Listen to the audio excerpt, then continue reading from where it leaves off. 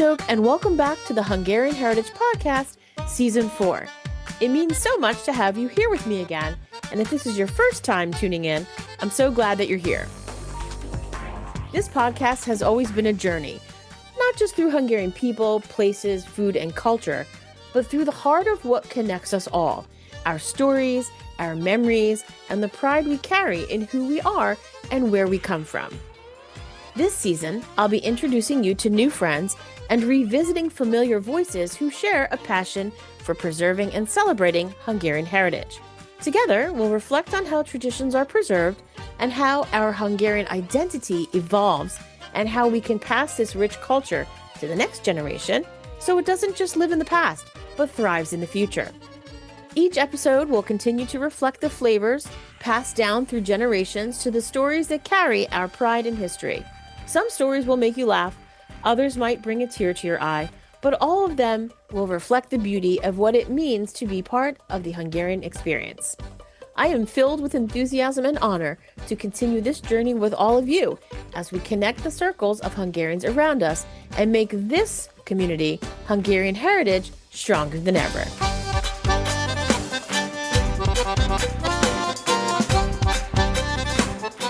Welcome to this episode of the Hungarian Heritage Podcast.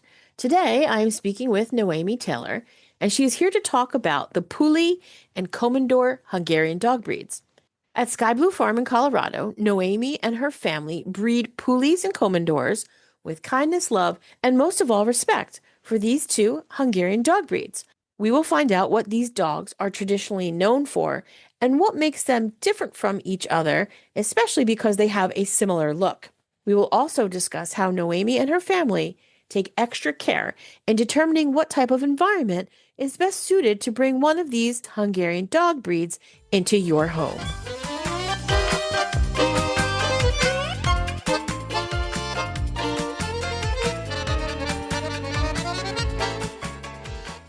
Please join me in welcoming to the podcast today, Noemi Taylor.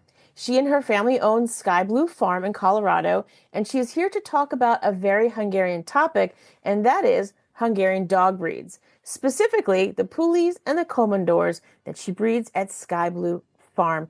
Welcome, Noemi. Thank you so much for being here today on the Hungarian Heritage Podcast.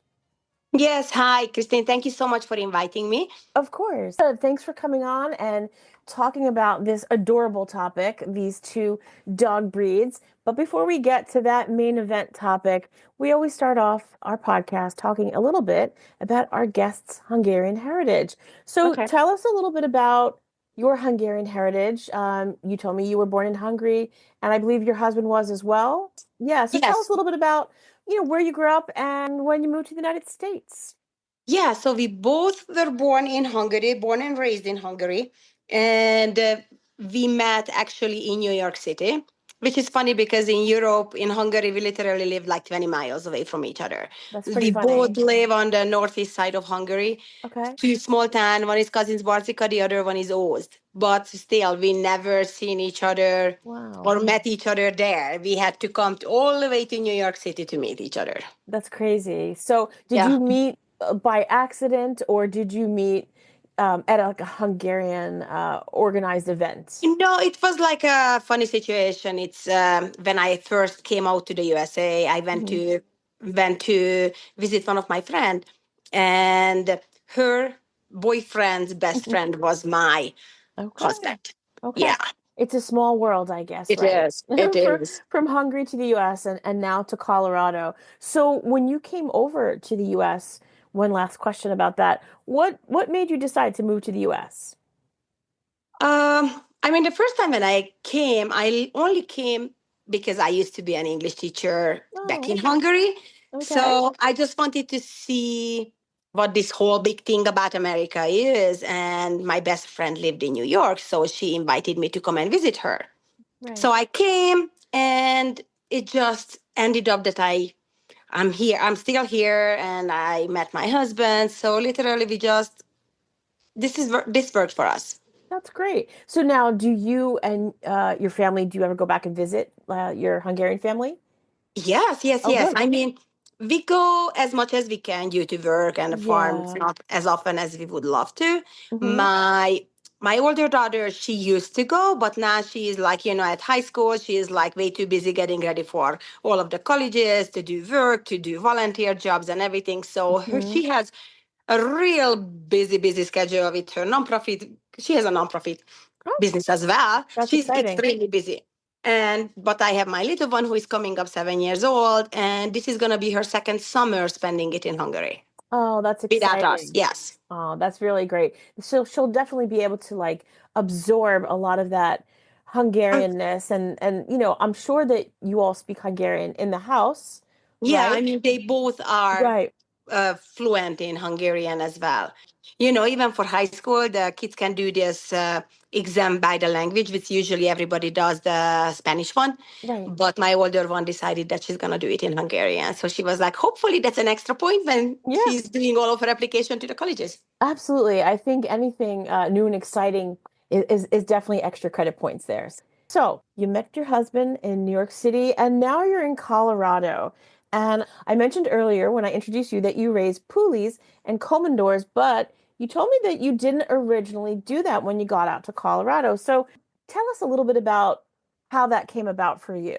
So we moved over to Colorado for a job.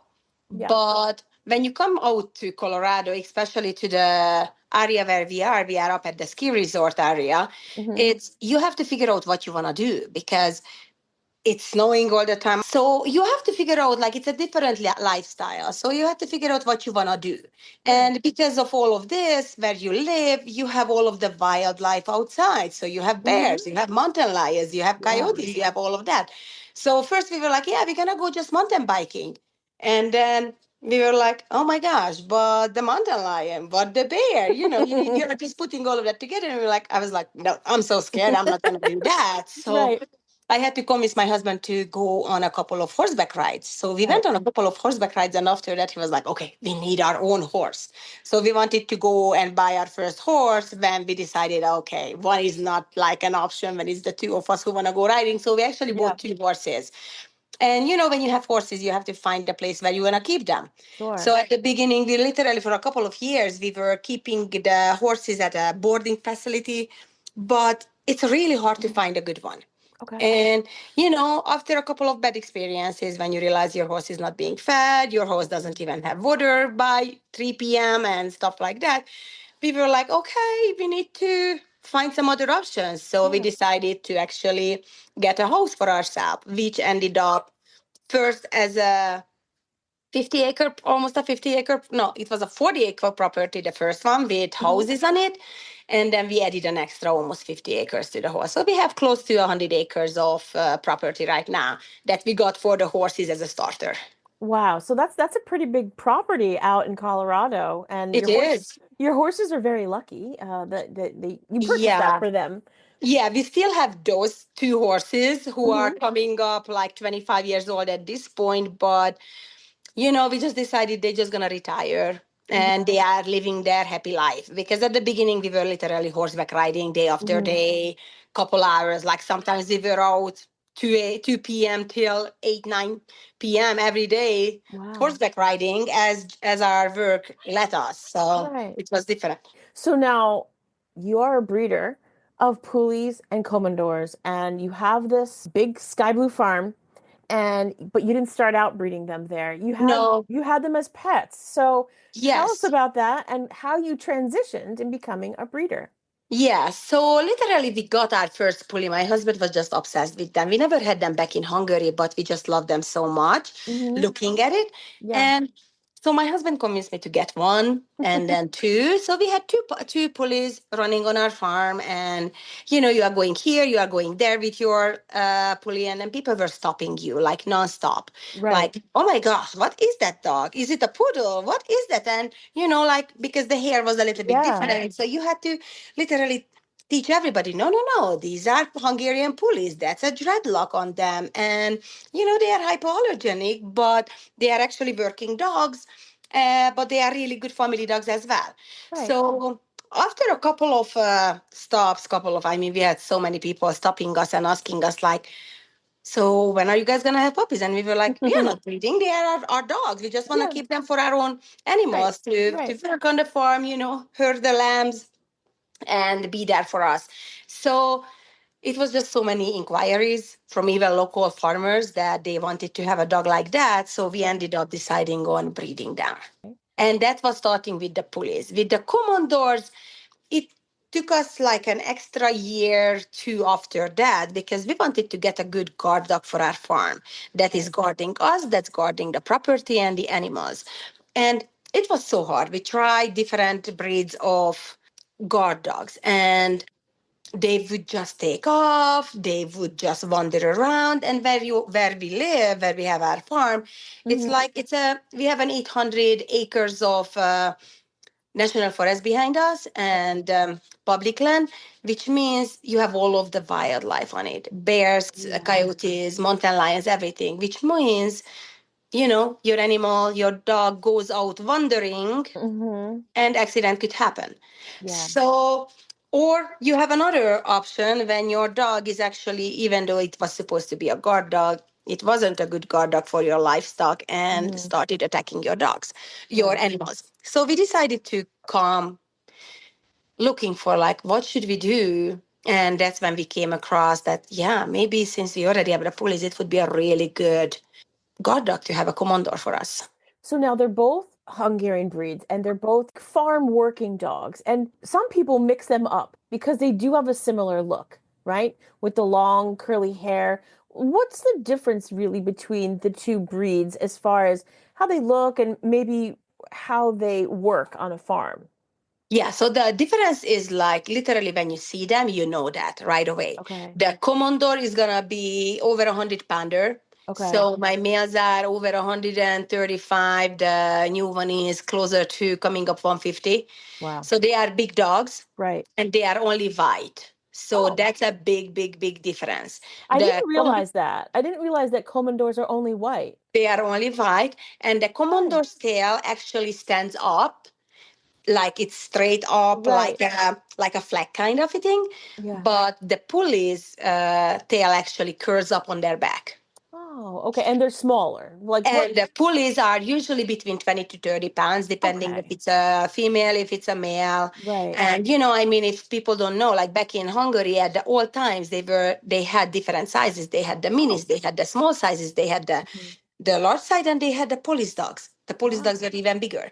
Right now, it's like the normal size is really that 20 to 30 pound square looking stock dog. Right. That's how they look like. And they are coming in 4 colors, which is white, black, gray / silver, and musk fawn. And we are lucky enough to own all 4 colors. Again, I had no idea that the Komondors only came in white. So if anybody sees one and it's a large dog and it's white, it's definitely a Komondor. Yes. I mean, they have the dreadlocks. That's for sure a Komondor. Yeah. Yes. So you were telling me that they're both guard dogs, but you were also telling me how they work with each other using their different skills. As far as being a guard dog. Tell everyone about that because it's pretty interesting how they play off of each other with their skills. So mainly, I would say the Pulis are herding dogs. So originally, the Pulis, they were herding dogs back in Hungary. That's what they used. There is a big record how many lambs one can herd. It's over 200 lambs. Wow. For one Puli who can herd.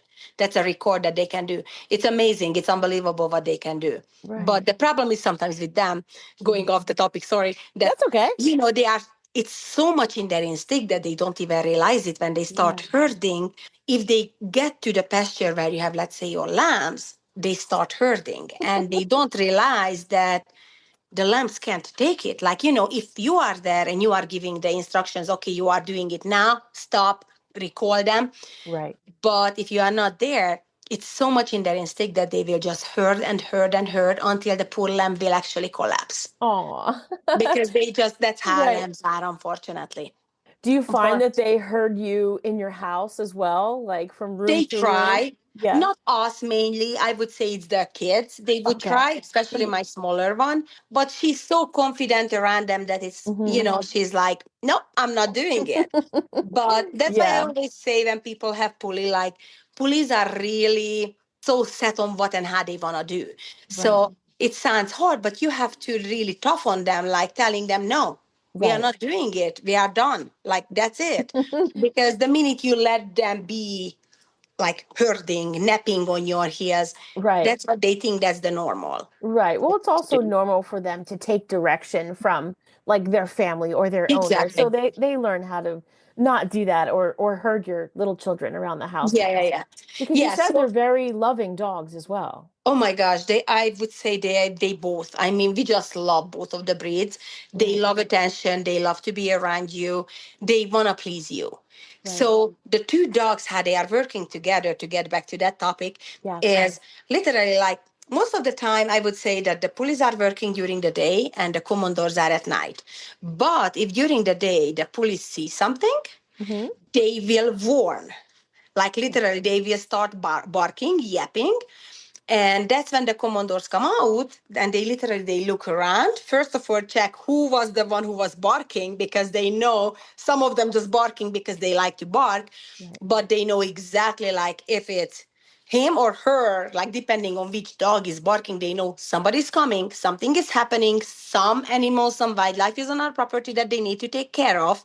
So that's when the police actually call the commanders, hey, come out, come and help us, because usually during the day the commanders are sleeping or resting. So then they come out, and what my husband loved to say is, the police will warn you, but the commander is gonna get your IDs. So they come There's out and investigate. that's great. They're going to get your IDs. I love that. I love that. So now they use their size a lot to send the warning to an intruder. And sometimes that intruder could just be a friend that's pulling up in your driveway, right, to visit. Yeah. And you told me a story about that. So what happens when you have friends come over to visit? What do you usually So have to tell them? so what I always tell them, that please don't get out of your car until I'm outside. Right. I mean, they are really friendly. So the commanders will be really nice letting you in, Right. but they're not going to let you leave. Right. Putting it that way, they're not going to bite you, they're not going to hurt you. But what they do is they literally, like, if you want to do something that they feel like they don't like, they're going to pin you to the floor until I'm there. So Okay. it's a better option for them to wait in the car until I'm outside. Because I would say both of the dogs, both the pulleys and the commanders, they really read off of your energy and how you feel. Do you feel comfortable around these people, or do you feel scared? Do you feel like it's not a safe environment? They Right. really read off of you. And Right. what the commanders really do that is really interesting and what I really love, they come between us and the stranger. And they will literally try to push them away.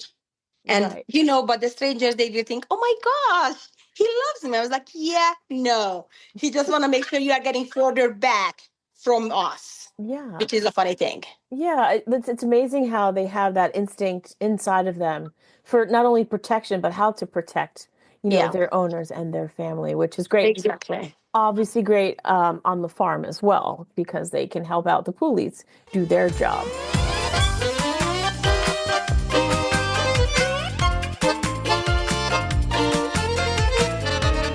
So you started breeding these two breeds of Hungarian dogs, which is not common in Colorado or even in the United States, right?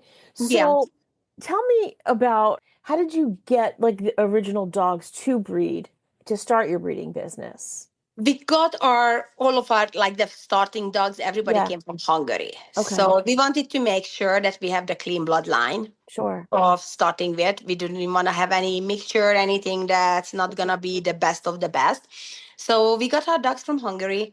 And, it's literally takes you time to figure out who is good with who, to figure out which female and when to breed them.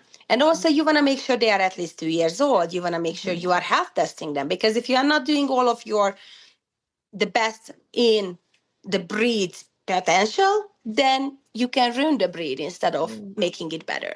So Right. for us, it's really important to make sure that the parents who we are breeding are actually healthy before you do anything with them.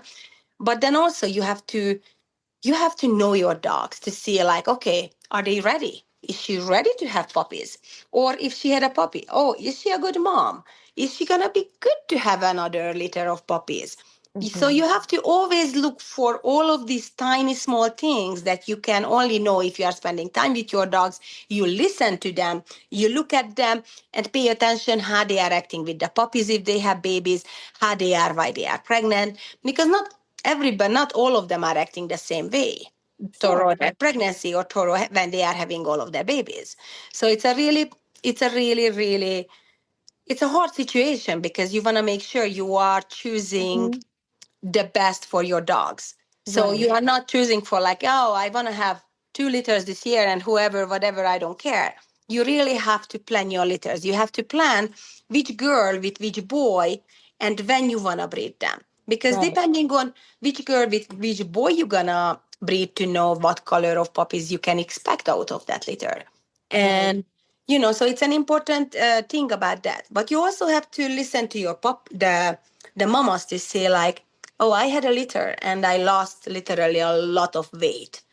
You don't want to breed that mama back until she's not recovered fully and she's not ready to have puppies again. So I would say it's really important for the breeder to pay attention to all of these small things before they actually go ahead and breed a dog. Yeah, it's obvious that you take above and beyond special care when you're breeding your animals because it's so important for, like you said, for the continuance of that bloodline, that you're breeding healthy, happy dogs. And I'm sure that there's a lot of breeders that could take notes on all the great things that you do because it really seems like you're treating them like your own family members. And it's probably why you're producing such happy dogs for your customers. Yeah, I mean, we love them. I mean, literally. I mean, there is one of our Puli girl, Rita. She's a white Puli, and she's coming up 6 years old. She only had 1 litter, Aww. 1 litter of puppies.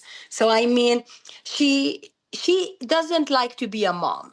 Okay. She is not. I mean, the first litter when she had it she was 4 years old, and now I'm thinking that maybe I would like to have 1 litter if she's okay with it. Right. And then maybe we can keep back one puppy from her breeding so then she can retire and we don't have to have put her through that. But it's also you have to kind of pay attention to the bloodlines that you have, how you helping the breed to get better. Or how to continue that bloodline to go further on. Because I have a couple of bloodlines that even back in Europe, in Hungary, they don't have it anymore. So I have to make sure that those bloodlines I'm not letting just go down the drain. Right. Well, you're definitely doing a great job to maintain that bloodline. I had no idea that you have some puppies and dogs that they don't have in Hungary anymore. So you are definitely at the forefront of making sure that these bloodlines stay true and stay healthy.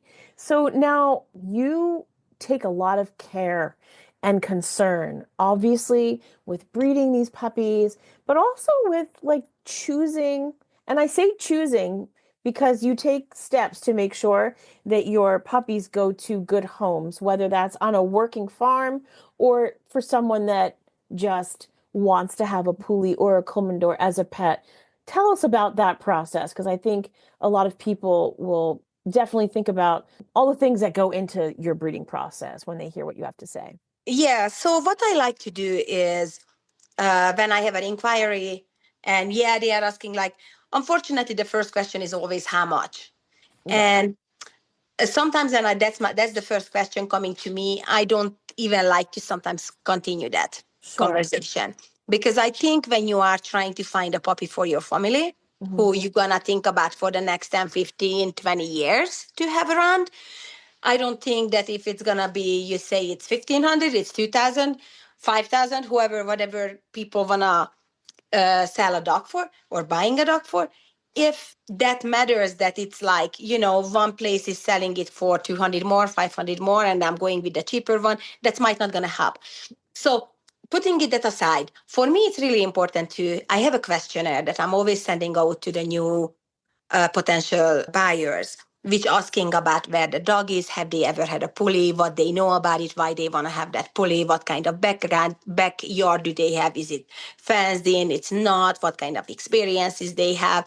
So I'm trying to get information about the family before I actually make the decision that the Puli or the Komondor is actually a good fit for them. I had many times when I have people from, just apartments asking about getting a Komondor. And honestly, for 100, 140 pounder dog to live in an apartment, that's not a life. So automatically, I steer them away from a Komondor because, or especially just saying that from me, they're not going to get a Komondor to an apartment because that's not a fit for them. Yeah, we talked about that before we recorded the episode when we first met. And that really surprised me because my daughter lived in New York City for a little while during school. And it surprised me so much that there were so many people in her apartment building, which was very lovely, that had large dogs. And I thought to myself, that's not unfair to the dog. I It's feel like, smaller dogs are a little bit more appropriate for apartment living so they don't take up as much space. And sometimes you can use the wee wee pads to mat train them when you're not at home. But what does a large dog like a Komondor or any breed like that do, in a small apartment? yeah, It's, just even exercise wise, like they're not yeah. getting enough. So that's And it's smart that one you thing, asked. even if the owner would say, "Yeah, we're gonna go on 3 walks a day," but for a commodore, they need a job. So Yeah, literally, for a commodore to be happy, they need a job. To live in an apartment, they don't have a job because no, they don't. I mean, they said, "Oh, but I have a terrace, a balcony that they go out." Yes, that's not a yard for the dog to go out right. and run around. So it's not really a fit. With a pulley, if you say that you actually gonna do a lot of exercising, because I have a couple, not a lot, but I have a couple of Puli who lives in an apartment, Okay. but I know that family is active. Like literally they wake up in the morning before going to work, the dad or the mom, they go out on runs. Like literally they go out on a couple mile run.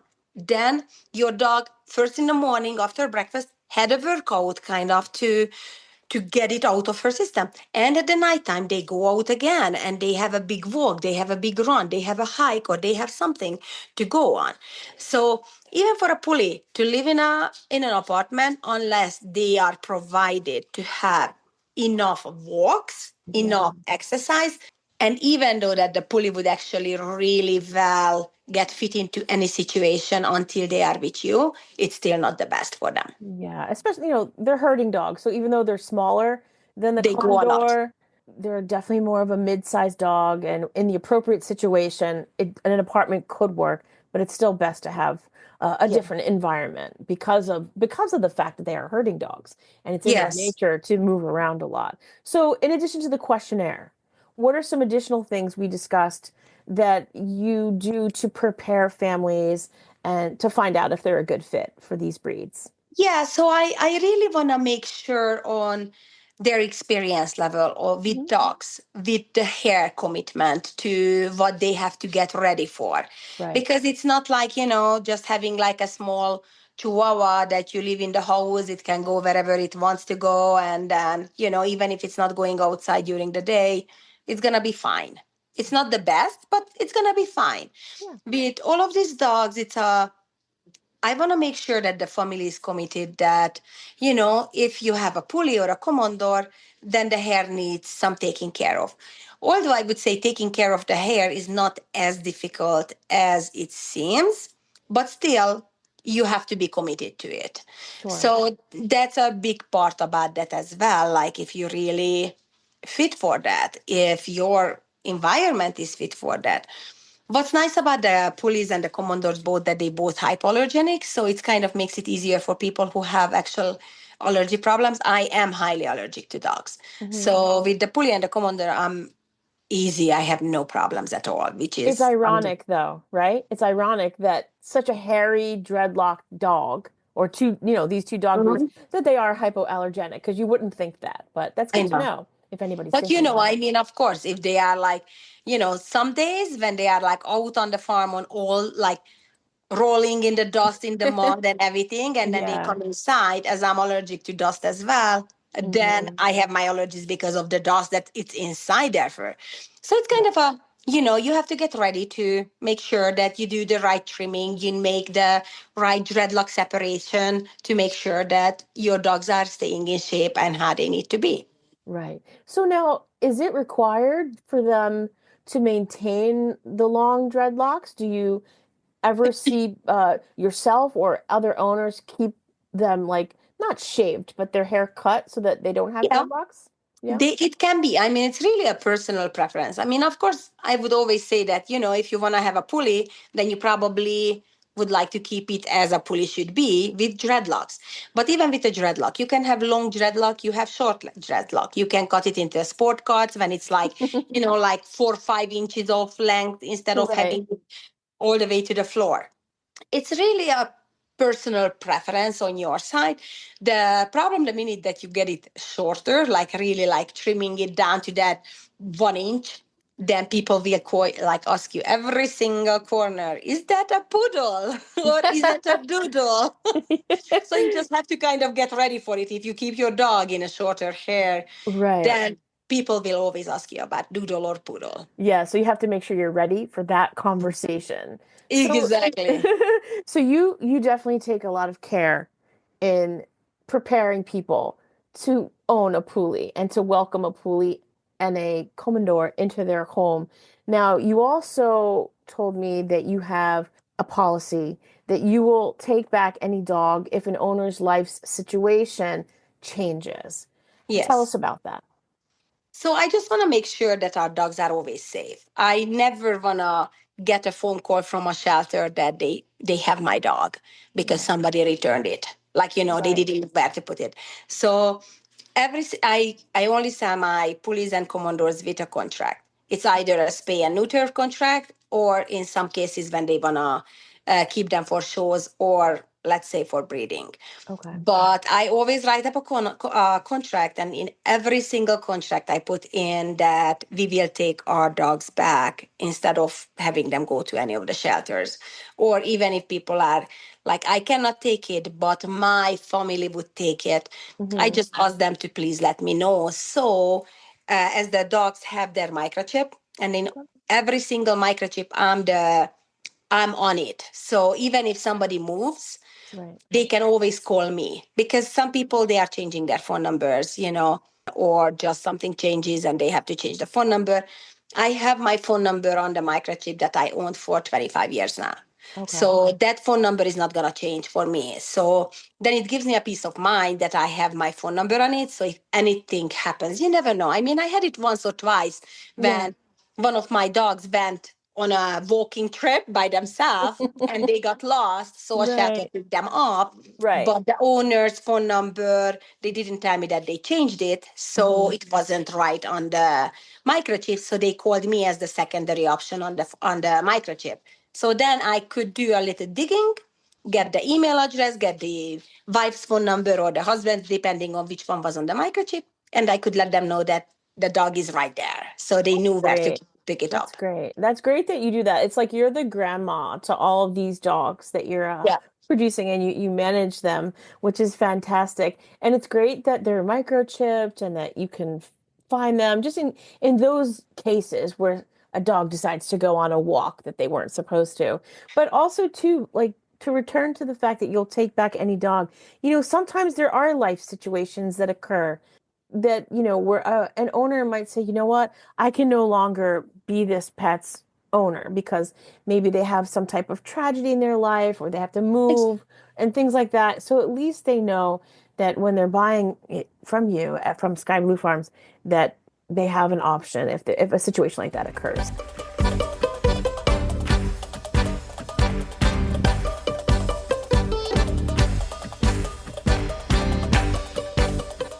You also don't put your dogs in shows, which isn't a bad thing, but there's a reason that you don't do that. Share with us why you don't show your dogs.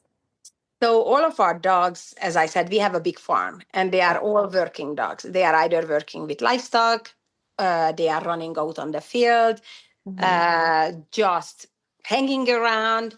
They are thinking like, when my husband is moving the irrigation water, sometimes all of them are with him. So imagine a pure white pulley or a Komondor who goes out all of these irrigation walks, get into the ditch, get into the mud. You could give them a bath literally 5 times a day.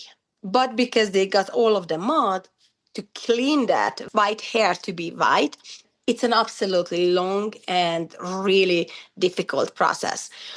And, at that point, then that means that those dogs would need to stay closed in. Mm-hmm. So closed in a kennel, closed in a dog house, closed inside the house, because if they get into anything to get the stain out of that hair, it's really, really hard. Some breeder, they are tying up the hair to keep it cleaner and everything. So in our opinion, our dogs are happy dogs. They live with us, they work with us, they go on walk with us, they play with us, they literally doing their jobs, but they are happy. You can always see it, like literally it sounds weird when you say, but you can see that your dogs are smiling because they are happy. Like they see you and they are just like all brightened up and just jumping and like coming to you like, yes, I'm coming, we're all coming. Yeah. Well, But I if mean, they think do, about it. They have this big farm to run around and do all the things that their breed was inherent to do, just as exactly. these Hungarian working dogs. So, and obviously they have, your family, which takes such great care. Why wouldn't they be happy? Because they're doing everything that they would want to do. So it's clear that the puppies that you breed, you're definitely sending really happy dogs to these new owners, which is we are lovely. we are trying. And I mean, when you have the puppies, you don't just let them be and like, it's a lot of work when you have puppies. I mean, oh gosh, when you have 5 puppies, imagine they are peeing, pooping the whole day. Oh, yeah. And not every single mom is good at cleaning them. Okay. One is amazing, but still you find stuff everywhere. So I mean, it's a lot. It's a It's lot just when like you have having puppies. A 5 kids baby. at one time. So it's the same thing. It's 5 times the amount of work of feeding and cleaning and Yeah. raising a happy baby and raising a happy puppy. Now, you send your dog breeds or you sell your dogs to many places. How many different states in the United States and countries have people bought your dogs? I think in USA, I would say almost 2/3 of the country has it, like Wow. states has it. I don't even know which one doesn't have it. On the West Coast, I have it in all of them. Arizona, Colorado, Utah, coming on the. I would say at least 2/3 of the United States has my dogs. I also have them in Puerto Rico. They went to Mexico. They went to Dominican Republic.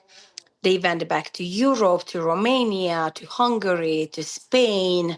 Wow. So you seem to be one of the leading breeders of Pulis and Komondors then. Uh, I'm not sure. I'm just trying to get, healthy and happy puppies. And people find us by it's most of the time, I would say that the biggest thing is like the word of mouth that Okay. people get back to us. Right. And like even like there is a family in Spain who got already 2 dogs from us for breeding because they said they just don't want to get the closed lines of pulleys from Europe because they are scared that they would be too close to each other. So the first time they wanted to have the pulley, they came out all the way to us. She took her veterinarian with her to check us out, check the puppies out, and she got her first dog from us. Wow. And then the second time I went back home with a puppy to bring it to her. That's sweet. Wow. So your Pulis and Komondors are everywhere. We'll talk about how people can contact you regarding purchasing one of these dogs, but I feel like we need to talk about one more thing about Skyblue Farms. And you also raise Mongolica pigs, which are also a Hungarian breed of pig. So tell us a little bit about that. Yeah, I mean, it was a long time ago. Like, since we are in the USA, we couldn't find a pork that we could actually eat without a smell. It sounds bad, Okay. but for us, it was like at the first couple of years, I opened a package of pork and I smelled something. I was like, this smells like not how it's supposed to be in my mind, like what you were used to. Sure. So you were trying, you were digging, you are trying every organic, every this and that, and then you got your own pig. Like, you just bought one butcher size, you butchered it, you tried it, and you still felt that something is missing. So we ended up buying our first couple of Mangalitsa pigs just to see, and that's when it was like, oh, okay, now we see what the difference is. So We always have Mongolica pigs, more or less. We used to have a lot at one time. Right now, we are down to a lower count, which I'm kind of glad because it was a lot when you had over hundreds of pigs running on your property. So now we are down to like 15, 20 of them, which is still a lot of pigs. But they are out on pastures, they are running outside. Like you don't even really have to keep them inside because they know where the feeder, they know where the water is, they can forage themselves. And they are happy pigs. And we are making our own feed for them from non-GMO feed. So it's a healthier feed for them. We have to make sure that before you are butchering, how you are getting them ready. So the fat is actually a nice and clean fat. So it's a lot of process with the pigs as well. Yeah. And yeah, we used to sell them to restaurants, to farmers markets, which to the farmers markets we are coming back this year again. And I just had a contact up in Denver who would like to get into a business with us to get regularly pigs from us to be able to sell it to the local people up in Denver area. Right. That's great. That's fantastic. So now currently, do you make anything or sell products from the Mongolica pigs that you're Yeah. raising? Yeah. So for you to be able to sell like your products of any animals, pork, beef, lamb, any of those, they have to be taken to a USDA processing facility where they are like, there is a USDA officer who is checking the meat and the animal is healthy. There is no problems with it. They stamp it. Okay, this is a go. You can do it. And then they process it for you. So yes, we do all beef, lamb, and pork that we are selling at the farmers market as well. And with the Mongolica, we have all of the cuts, literally like if you want to have pork chops, you want to have shoulder steak, you want to have roast, you want to have ground or bacon, which is phenomenal. We have all of that, yes. That sounds delicious, first of all. But do you ship that anywhere or is it just in the local markets currently? We can ship them. I shipped it many times. Okay. It's what I always warning the buyers that because this is perishable. If it's a winter time, it's easier. But the minute we are coming to the warmer months, you have to send it next day. If it's not next day, I don't know what you're going to get. Because of that, if you put it on, it's perishable, you put the dried ice in it and everything, it gets heavy. The package gets heavy. So the price gets even higher. Right. So be happy to do it. We did it a couple of times. So, but I also had it like when somebody was doing like a road trip and they were like, okay, on the way home, can we stop by you guys? I have a big cooler that I can attach to the car to keep it cool. Can we just pick up a half a pig? That's great. So it happens. And people are like, more and more doing road trips. So more and more people are doing that. That's good to know. So anybody that's driving through Colorado and you're interested in that, I'll definitely leave your information for the farm in the show notes. If people want to purchase a Puli or a Komondor, I'll leave that information also in the show notes, how they can contact you and get that process started. Thank you so much for coming on the podcast today and talking about these two Hungarian dog breeds, which are adorable. And now we know the difference. Komondors are the big guys and ladies, and they're always white. And Pulis come in 4 different colors, at least from your farm, and they're smaller. Noemi, thank you so much for coming on the podcast today. Thanks for sharing all this information. And I feel like I learned so much about these two dog breeds now. And hopefully someone out there will be contacting you soon to get the process started. Thank you so much, Christine. Really appreciate you reaching out to me. Of course. Thanks again. Thank you again.